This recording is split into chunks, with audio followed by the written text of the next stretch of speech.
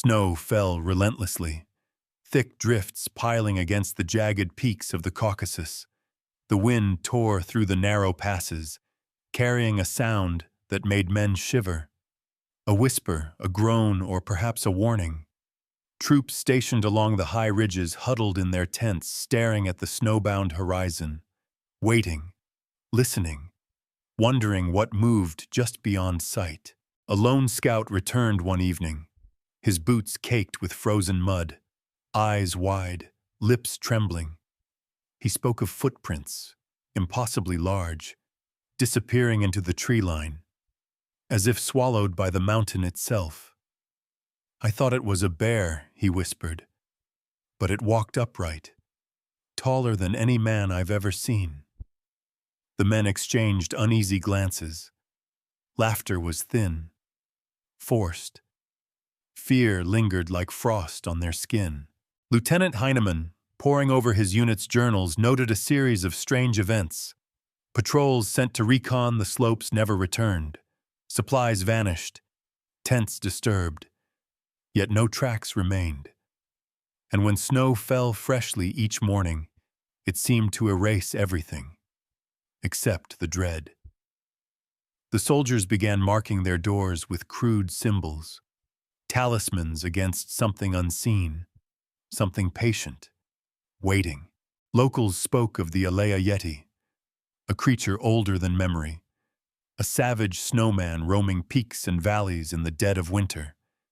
Its eyes were said to burn faintly like embers, glowing through storms, through fog. The stories were dismissed as superstition, until reports came from multiple posts, men swearing they saw a white shadow moving against moonlit cliffs, crouching, towering, then vanishing, leaving only footprints that melted into nothing. Night after night, the wind carried sounds no human should hear. A crunching over ice, a distant howl, whispers in a language unrecognizable, sometimes laughter, low and chilling, echoing from peaks no man dared approach. Some soldiers wrote that they felt watched, their breath caught in icy throats, shadows moving in corners of vision, vanishing when looked at directly. One journal entry reads, "The snow hides them, and yet they watch. I do not know if they are alive or spirits. I do not know if I will see the sunrise again." Each word dripped with unease, a quiet terror that settled over the camp. And yet, even in the face of such fear, some men ventured outward, compelled, driven, as if pulled by the mountains themselves, toward the unknown. The Caucasus winter of 1942 was unforgiving, but it was not the snow or the cold that haunted the men. It was what moved within it. Towering figures glimpsed through blizzards, footprints that grew, whispers on the wind, eyes in the dark, watching, waiting, judging. And as dawn broke over frozen ridges, the mountains kept their secrets. Winter 1942. The Caucasus Mountains rose like jagged teeth against the gray sky. Snow clung to cliffs and crevices. Winds whipped through narrow passes, carrying a chill that cut through leather coats and woolen blankets alike. Soldiers trudged through knee-deep drifts, their breath misting in the freezing air. Every ridge, every shadow seemed alive, hiding something, waiting. Lieutenant Karl Heinemann's reconnaissance unit had been stationed along one of the most isolated passes, a place where storms could appear without warning, where a man could fall and vanish forever. The terrain was a labyrinth of cliffs, frozen rivers, and dense pine forests.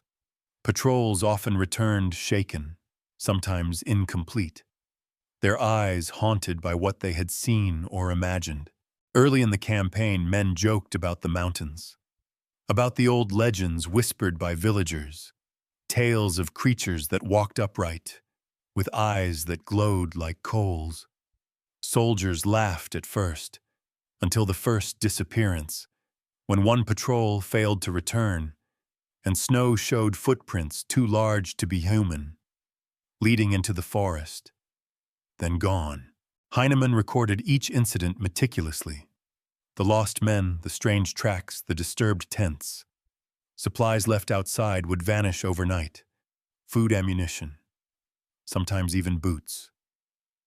Nothing was ever found. And yet every soldier knew something moved through the snow, watching, waiting. They marked their tents with crude symbols, talismans against what they did not understand. The villagers spoke of the Alea Yeti, savage snowmen, said to roam these peaks for centuries.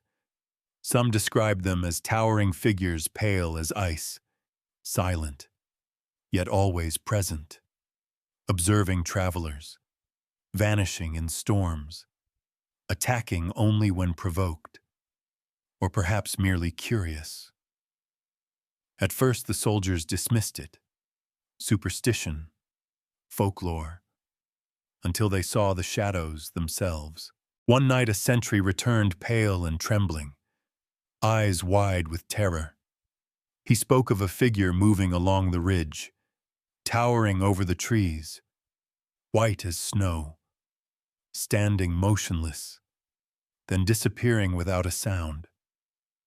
The wind carried whispers, or perhaps laughter, voices that seemed to speak a language none could understand.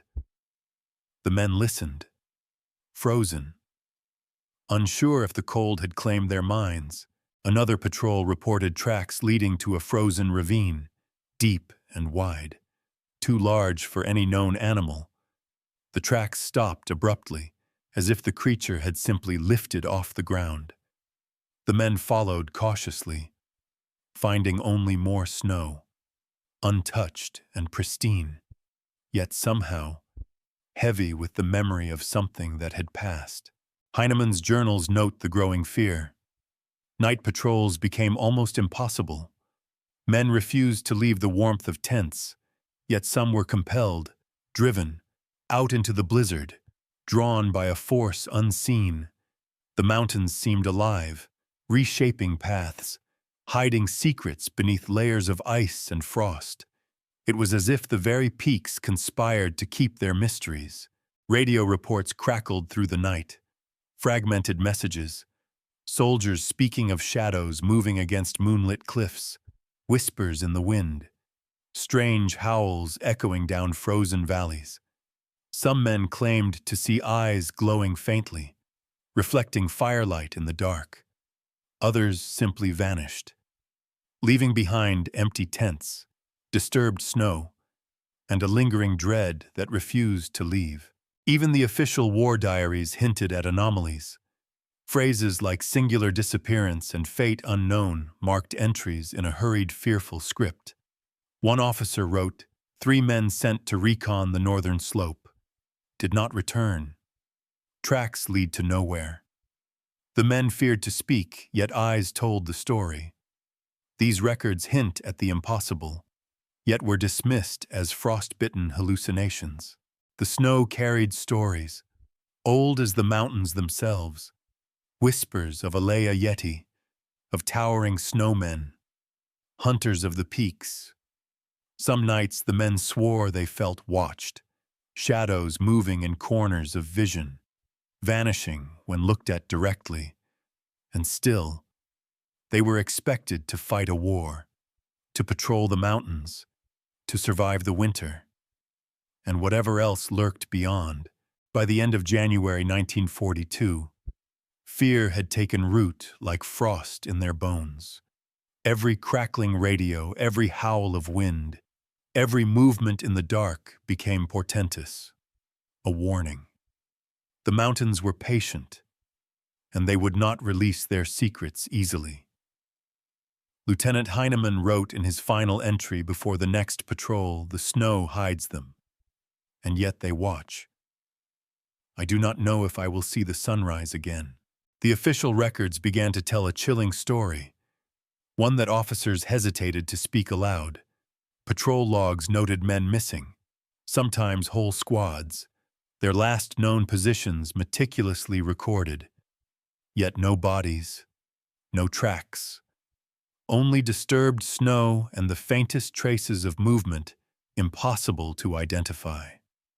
An entry from January 14th reads, 4 men sent to the northern ridge, failed to return.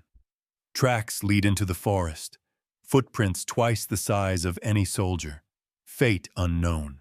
Photographs captured by reconnaissance teams show empty tents, frost-covered rifles left abandoned, supply caches untouched, yet disturbed, signs of struggle or of presence, but no human or animal could account for them.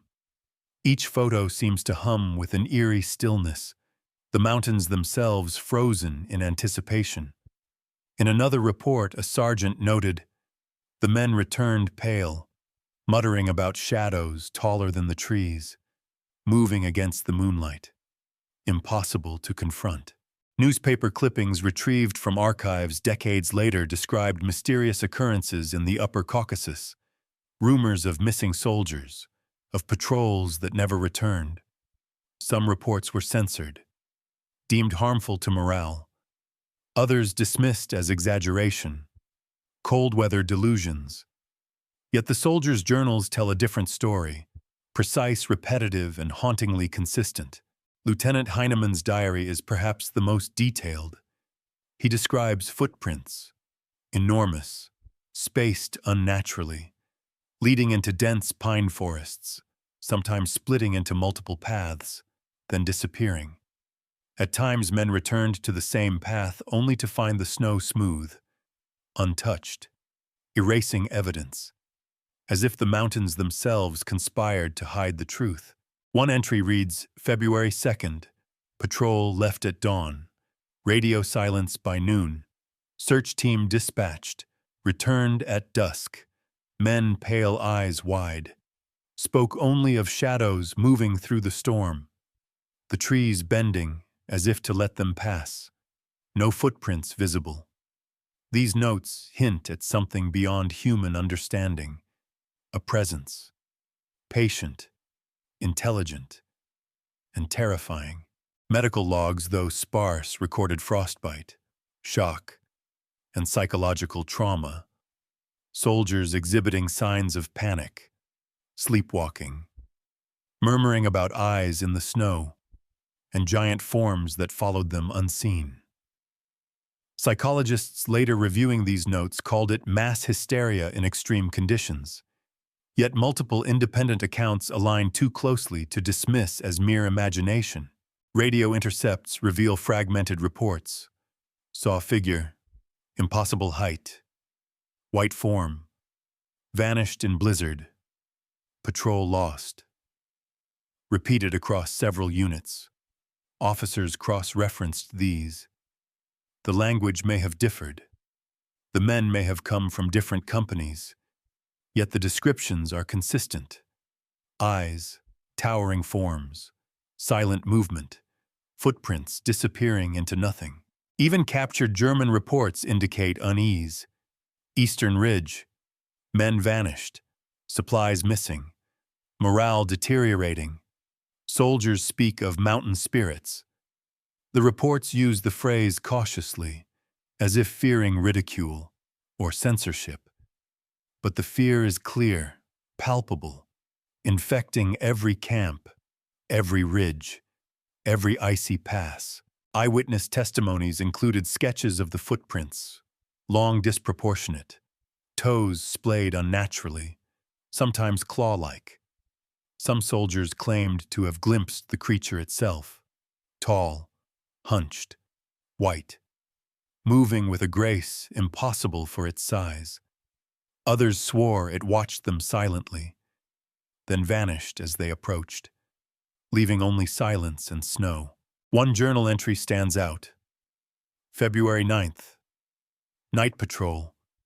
Saw it standing on the ridge, taller than 3 men, eyes glowing faintly. Stared. I froze. It vanished into the storm. Tracks remain, leading nowhere. The men whisper now. Do not leave tents after dark. This account is echoed by multiple other diaries from separate units, suggesting an organized phenomenon, not isolated hallucinations. Even letters sent to families heavily censored by military censors hinted at the terror. Phrases like, "We are not alone," "Something watches," "I pray we survive." Some families preserved these letters, reading them decades later, noting the consistency of fear, the descriptions of enormous footprints, strange noises in the night, and the cold that seemed to carry whispers. Every detail, every trace, builds a portrait of the impossible, a presence in the snow, a predator or observer, something that evaded capture, resisted explanation, and left men questioning reality itself. The mountains, cold and silent, seemed to mock human attempts to understand and to conceal the truth beneath drifts of white. By the end of February, the official records and personal diaries converge, a tapestry of fear, loss, and unexplained phenomena, singular disappearances, giant footprints, vanished patrols, shaken men. The fact layer is solid, verifiable, terrifying, and ready to blend with the whispers of folklore, setting the stage for the legends that would follow. The men began to speak in hushed tones of things older than war, older than memory. Tales passed down by villagers reached the soldiers' ears, whispered warnings of the Alea Yeti, a savage snowman, white as the driven snow, silent, observing, patient, waiting on the ridges. Some said it could mimic voices, calling lost men deeper into the forest, luring them from the safety of their tents. Stories told of hulking figures standing atop cliffs, arms long, claws glinting in moonlight, yet moving with impossible grace. Men swore they saw eyes glow faintly, amber or red, reflecting lantern light, or perhaps some inner fire. It was said that the creature could vanish instantly, as if folding into the storm itself, leaving only footprints, enormous, disproportionate, fading into nothing. Local superstition claimed that the Alea Yeti was a guardian of the mountains, punishing those who trespassed, or perhaps a remnant of an older world, older than villages, older than human memory. The soldiers laughed, nervously, until the first disappearances, when patrols failed to return, when tracks led into deep forests, then vanished, as if erased by unseen hands. Heinemann noted the effect on his men, fear twisting the mind. Some refused to move after dark. Others wandered near cliffs, drawn by a fascination they could not name. The folklore became their reality. Shadows on the snow became monsters. Every gust of wind a whisper, every blizzard a hunt. The mountains themselves seemed to breathe, alive with the unseen. In one village, an elder described the creature in a way that chilled even seasoned soldiers. It stands taller than 3 men, white as ice, silent as death. It watches but does not always strike. Its eyes pierce the heart, and the soul trembles. The soldiers carried these words like talismans, warnings as much as stories. Yet each night, the shadows seemed closer, more purposeful. Some accounts claimed the Alea Yeti could imitate human voices, calling out names of comrades, luring men into deep snowdrifts. Soldiers reported hearing voices in the wind, whispers of familiar names, sometimes orders from officers long gone. They followed at first, compelled, and returned hours later, frostbitten, eyes wide, speaking in whispers of things they could not fully explain, folklore intertwined with fact. As soldiers recounted sightings, they described the same footprints Heinemann had recorded. Enormous, claw-like, leading nowhere. It became impossible to separate legend from reality. Each new disappearance added to the growing myth. The Alea Yeti was no longer just a story. It was a force that moved through snow and fear alike. The cold itself seemed to carry the legend. Wind howled across ridges, stirring snow like shifting shadows. Men swore they felt being followed, glimpsed figures in the periphery. Tall, white, silent, watching their every step. Sometimes the trees seemed to bend, to make way for the unseen. Sometimes snow fell unevenly, as if something heavy had passed, and yet nothing was there. Heinemann's diary notes reflect the growing terror. Patrol returned from Eastern Ridge. Claims of a white figure standing over snow, silent, unmoving, then vanished. Tracks huge, led to nowhere. Men shaken, morale fragile. These entries blend military fact with folklore, each reinforcing the other, creating a tapestry of fear that consumed the unit.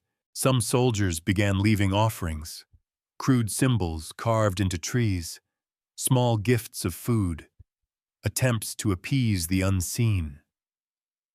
Some nights the wind carried faint responses, a groan, a rustle, a footstep in the distance, enough to convince men that the creature was real and that the mountains held secrets they could never fully uncover. The folklore of the Alea Yeti spread between units, whispered at night, repeated in letters home. Each retelling gained detail, the creature taller, faster, more intelligent, more aware. Men speculated whether it was an animal, a spirit, or something else entirely. Something that had watched these mountains for centuries and would continue to watch, long after the war ended. By late February, the soldiers had become part of the legend, patrolling by day, haunted by shadows by night. Footprints, disappearances, and whispers combined into a narrative that blurred fact and myth. A presence in the snow, patient, silent, observant, impossible to capture, impossible to ignore. The mountains had become alive with stories, and each story carried a warning. And so the Alea Yeti became more than folklore. It merged with the fact layer, the singular disappearances, the footprints, the terror in the diaries. A motif emerged, repeated across mountains, villages, and units. A pattern of fear that transcended human understanding. The soldiers were trapped between war, between survival, and between the legend that hunted them in white silence. The Caucasus Mountains loomed above the soldiers like frozen fortresses, jagged peaks piercing gray skies, snow drifting in swirling gusts. Patrols trudged cautiously through knee-deep drifts, every step echoing in the silence. A sense of being watched hung in the air. Shadows stretched unnaturally along cliffs. Footprints appeared and disappeared inexplicably. The men whispered of figures moving just beyond sight, shapes too tall to be human, yet impossibly silent. Across Europe in the Dolomites, similar reports emerged. Alpine units described shadows gliding over snow-covered ridges, vanishing into fog and storm before they could be approached. Soldiers sketched the shapes. Notes in diaries repeated the same uncanny details. Eyes glowing faintly in moonlight. Impossible height. Silent observation. The motif seemed to follow humanity across mountains, across countries, an invisible thread connecting fear and disappearance. In the Urals, border guards told of enormous footprints, patrols that never returned, howls carried across frozen valleys. Figures appeared and vanished, moving against the wind. Whispers calling names. Sometimes soldiers would recognize their own voices among the whispers, compulsion leading men further from safety. The repetition was too consistent to be coincidence, a pattern woven through space and time, linking the impossible across continents. Heinemann compared diaries, sketches, and radio logs. All reported similar phenomena: footprints too large, vanishings, shadows that could not be explained, a silent presence that observed and tested human behavior. The soldiers began to notice a rhythm, a pattern embedded in fear. They walked the mountains with caution. Every ridge, every bend in the trail could conceal something unseen. Every snowdrift might hide the impossible, a watcher patient and eternal. Villagers' tales reinforced the motif. Alea Yeti, white giants roaming the peaks, hunters of the ridges, guardians of passes, sometimes attacking, sometimes merely curious. The soldiers scoffed until they saw it themselves, or footprints, enormous claw-like, disappearing into snow. Fact and folklore blended, creating an atmosphere where every shadow could be alive, and every gust of wind could carry whispers of the unseen. A letter recovered decades later described patrols lost in the Urals, names called in the wind, footprints appearing in deep snow, shadows vanishing into blizzards. Soldiers in the Caucasus felt the connection, a chill spreading through ranks. This was no isolated incident. The motif persisted across regions, across decades, across mountains. Fear became tangible, and the unseen force seemed to learn from human behavior. Heinemann noted parallels with Norway, ghostly figures on frozen fjords, men disappearing without trace. The motif reinforced itself. The mountains were alive, silently observing.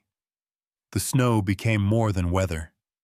It was the medium, the lens through which the pattern expressed itself. Every ridge, every forested slope, every moonlit cliff became part of the network. Every patrol, every soldier became a participant, whether they knew it or not. Nightly reports described rituals repeated across posts, symbols carved into trees, small offerings left to appease the unseen. Patrols altered routines. The motif dictated behavior, invisible yet insistent. Soldiers responded to it as a force of nature. Each unit acknowledged it silently, a repeating sequence of observation, fear, and disappearance. Something larger than any campaign, larger than any soldier, a presence beyond comprehension. Overlapping phenomena reinforced the pattern. Distant howls, voices calling from ridges, snow disturbed in impossible ways, trees bent or broken, shadows cast in angles that defied physics. Each incident mirrored another, across continents. The motif seemed aware, responsive. The mountains became an intelligence, unseen, patient, observing human fear, orchestrating terror in silence. Each event a signal, each signal a warning. Heinemann's journal reflected obsession. The same pattern everywhere. Footprints, disappearances, shadows. I do not understand, yet it is undeniable. The mountains speak, through snow, through terror, through absence. Men whispered agreement, fear tangible. Each patrol became a test, every shadow a participant in a story larger than war itself. The motif had become reality, impossible to ignore. The motif became a lens, through which every event was interpreted. Patrols vanished, footprints appeared, shadows moved. Folklore explained what the mind could not. Alea Yeti, the white giant, became symbol. Every disappearance linked, every shadow observed. The soldiers were trapped, caught in a sequence that repeated. They walked not only through snow, but through legend, through fear made tangible. Bridging events across mountains and decades revealed a narrative larger than any single incident. Singular disappearances, footprints, shadows, recurring across time and space. Soldiers became players in a story written long before they arrived. Each patrol, each ridge, each snowdrift became part of a repeating motif, a pattern of observation, vanishing, and terror. The mountains themselves orchestrating the sequence. The wind carried the motif across peaks and valleys, stirring snow like shifting shadows. Soldiers felt followed, glimpsed figures in peripheral vision, towering, silent. Every step, every patrol, every night in the cold became part of the pattern. The unseen force learned, responded, adapted. Fear was the medium through which it communicated, an intelligence patient, eternal, observing from snowbound ridges. Even the oldest legends in remote villages reflected the pattern. White giants, hunters of peaks, appearing only to those who dared traverse forbidden ridges. Soldiers' experiences merged with these stories, fact and folklore entwined, creating a tapestry of fear, spanning mountains, time, and memory. Every whisper, every vanish, every footprint reinforced the motif. The mountains were alive, and the soldiers were part of its story. By the end of February, the motif dominated thought. Patrols, conversations by the fire, shadows moved where no one expected. Footprints appeared. Disappearances occurred. The mountains held their silence, waiting for the next unit, the next witness, the next chapter. In a story that transcended war, a pattern older than memory itself, patient, observant, eternal. February deepened into relentless blizzards. Snow piled against tents and bunkers. Wind tore through the ridges, carrying whispers, distant footsteps, or perhaps voices of men who had vanished. Lieutenant Heinemann led a patrol toward the eastern pass, their breath steaming in frozen air. Each step felt heavier, as though the mountains themselves resisted their passage. The first sighting came at dusk, a shadow moving against the slope, taller than any man, white as snow, eyes glinting faintly. It froze on the ridge, unmoving, then vanished before anyone could raise a rifle. Footprints remained, enormous, claw-like, spaced in a rhythm impossible for humans. The men recorded each detail, hands shaking, pens barely moving. As night fell, radios crackled with fragmented reports. Figures, on the ridge, vanish. Footprints too large. Another patrol reported the same. Snow disturbed, tents ransacked, supplies missing. The soldiers whispered of movement in corners of vision, shadows stretching along trees, bending and shifting unnaturally. Sometimes there was laughter, low, chilling, carried on the wind. Heinemann's diary grew frantic. Patrol sent to northern slope, returned late. 3 men missing. Tracks lead nowhere. Voices call their names in the wind. Eyes, glowing in darkness, impossible height. I do not understand. I fear the snow hides them, and they watch. His handwriting trembled, smudges of frost and ink blurring the words. A scout described the encounter. We approached a ridge, saw a hulking figure, taller than 3 men, white as ice. It did not move. It observed. Then it vanished. Tracks fading, as though the snow swallowed them. I have never felt such fear. Others corroborated, yet details sometimes conflicted. Timing, number of figures, height. The accounts created contradictions, but also a terrifying consistency. Even physical evidence defied understanding. Footprints appeared, then disappeared. Tents were disturbed, yet no sign of struggle remained. One rifle lay partially buried in snow. Footprints led away, then ended abruptly. A helmet perched atop a drift, untouched. Yet the soldier it belonged to vanished. A pattern repeated across units, across nights. Impossible to explain. Local villagers warned, "Do not go after them. They watch from the peaks, white giants, patient hunters." The soldiers had ignored the warnings until they saw it for themselves.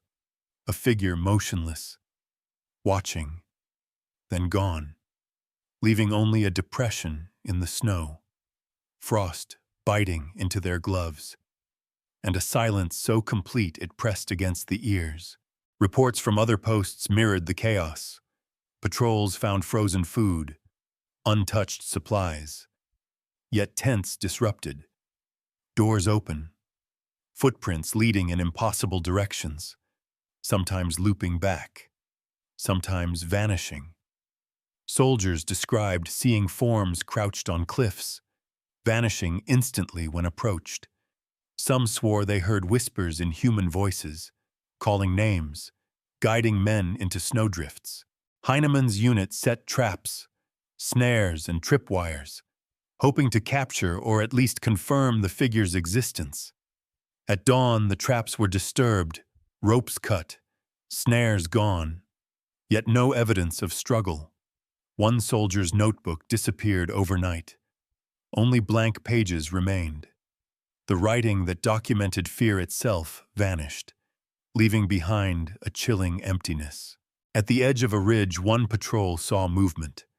Enormous footprints alongside their own, following silently, then stopping abruptly.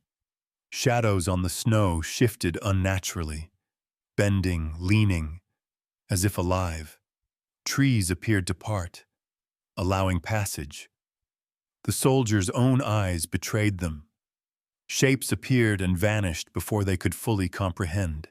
A radio operator fainted, claiming he saw figures in the snow, moving upright, mimicking human patrols. He screamed names, yet no one was there.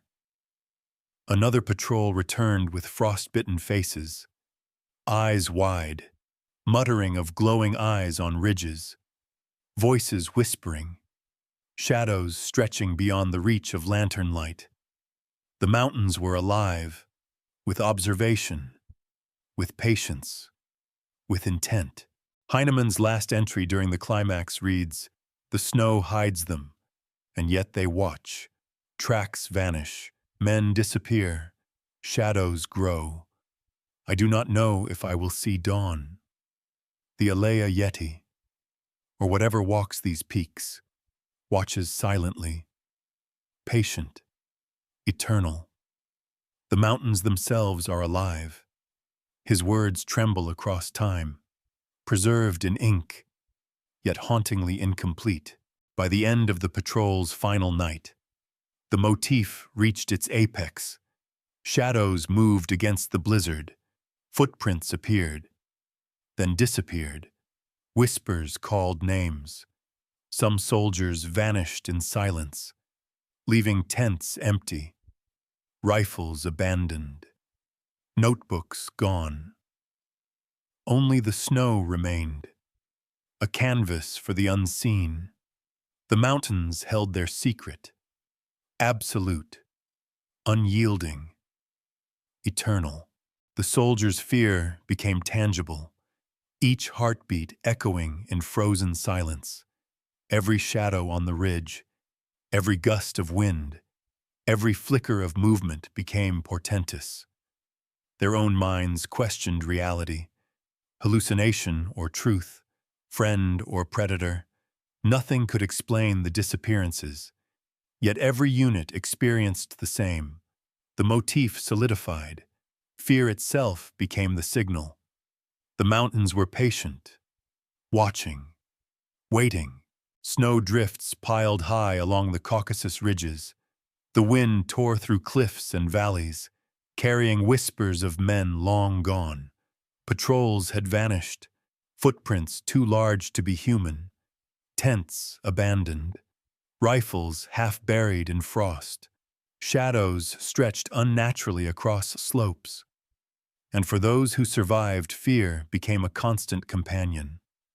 Every creaking branch, every groan of ice felt alive, as if the mountains themselves watched.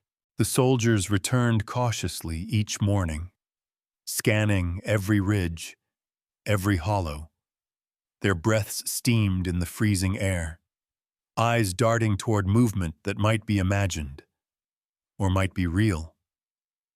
Occasionally glimpses of white shapes, enormous, upright, vanishing as suddenly as they appeared. The wind carried voices distant and unintelligible, and every step forward felt like trespassing into an ancient observing world. Local villagers whispered warnings at night. Do not wander the peaks. They watch. They wait. Some told of glowing eyes in the storms, figures that moved like shadows, silent, yet deliberate. Soldiers listened at first with skepticism, then with dread. Each tale gained credibility with every disappearance, every strange footprint, every shadow that loomed against the snow. Fact and folklore had merged, indistinguishable from lived experience. Footprints appeared beside their own, enormous, claw-like, vanishing into untouched snow. Soldiers tried to track them, mark them, follow them. Yet the snow seemed to erase all evidence. Sometimes supplies were missing, tents disturbed, yet no sign of struggle remained. It was as if the mountains themselves were alive, observing human behavior, testing patience, watching, waiting. Whispers followed them across ridges, names called in familiar voices, commands from officers long gone. Some swore the sounds were mimicry, designed to lure men into traps. The Alea Yeti, or whatever moved unseen, became a symbol of the incomprehensible, an intelligence beyond human understanding. They moved through snow, shadow, and fear, and yet could not be confronted, only glimpsed, only feared. Heinemann's journal described the climax. Tracks vanish, men disappear, shadows grow. I do not know if I will see dawn. The mountains themselves, eternal, patient, watching. The snow hides them, and yet they observe. Ink smudged by frost, trembling hands, the fear preserved across time. His words capture not only events, but the terror that consumed minds and bodies alike. Even decades later, letters surfaced, diaries preserved, recounting vanishings, footprints, and shadows. The legend persisted, echoes carried by the wind, stories told in hushed voices. Each account added to the mosaic, each shadow, each whisper. A fragment of a narrative larger than any soldier, any campaign, any war. The mountains kept their secrets, patient, eternal. Soldiers returned to ridges again, searching for closure, yet found nothing. Snow and silence were their only companions. Trees bent unnaturally. Snow shifted, footprints appearing and disappearing without logic. Whispers carried across peaks, calling names, leading men toward cliffs into drifts away from safety. Every patrol became part of the motif, part of a story written before they arrived. The Alea Yeti, or the white giant of legend, had become inseparable from reality.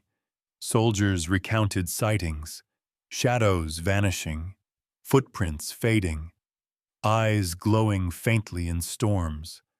Some left symbols, small offerings, prayers whispered into wind, hoping to appease an intelligence beyond comprehension. Each gesture acknowledged a presence, patient, observing, eternal, and human fear became its language. The wind shifted. Snow swirled across cliffs, figures glimpsed in peripheral vision, towering, silent. Observers unsure if human spirit or something older. Some patrols refused to leave tents. Others wandered, drawn by compulsion. Each night became a test of courage, of sanity. The mountains had become alive, their slopes no longer simple terrain, but stages for observation, disappearance, and whispered terror. Villagers' tales merged with soldier reports, fact and folklore intertwined, creating a tapestry of fear spanning mountains, time, and memory. Every whisper, every shadow, every vanished man reinforced the motif. The soldiers were not alone, and yet could not confront the watchers. The peaks themselves became symbols, patient observers, ancient, unyielding, their presence etched in snow and wind alike. The forests and cliffs seemed to breathe, the snow shifting as if alive. Frost-bitten hands traced symbols on trees, murmurs of prayers into the blizzard. Yet even rituals failed to halt the disappearances. The soldiers understood instinctively. The mountains had rules. They observed. They waited. And humans were merely participants, bound into a sequence older than any campaign, older than memory itself. At dusk, shadows grew long, merging with snowdrifts. Every gust of wind carried voices, faint, chilling, calling names, guiding men, testing their courage. The mountains held the ultimate secret. They had observed generations, and the soldiers of 1942 were only a moment, fleeting, ephemeral, yet unforgettable, as the echoes of fear became immortal. And so the mountains remain, silent, patient, watching. The Alea Yeti, the unseen intelligence, or perhaps the fear itself, waits atop ridges and cliffs, observing, testing, enduring. It may vanish into storms, or linger just beyond sight. The snow keeps their secrets, as the wind carries whispers. Do you hear them? Do you feel them watching, even now? You have just witnessed another dossier from Shadow Stories, tales of mountains, men, and the unknown. If you wish to uncover more, if you dare, subscribe. And remember, some secrets are best left buried beneath snow, patient, eternal, watching, waiting, and never forgiving.